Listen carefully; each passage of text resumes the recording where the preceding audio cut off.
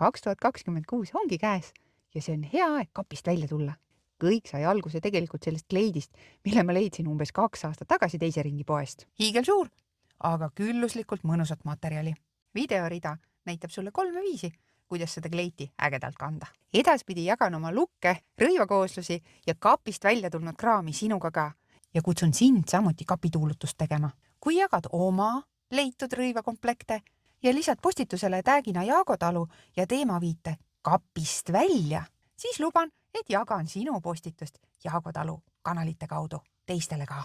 Mul uusaasta lubadustega üleliia hästi ei ole, aga ühe tahaksin anda küll. Sel aastal võtan rohkem kapist välja neid riideid, mis mul juba olemas on, selle asemel, et uusi osta. Vaatasin riidekapis ringi ja selgus, et seal on veel terve kuhi riideid, mida ma ei ole kandnud ja plaan oligi sündinud.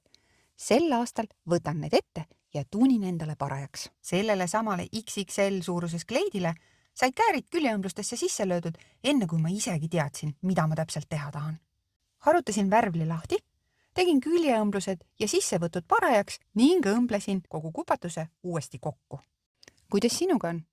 Kas tuled minuga koos kapist välja?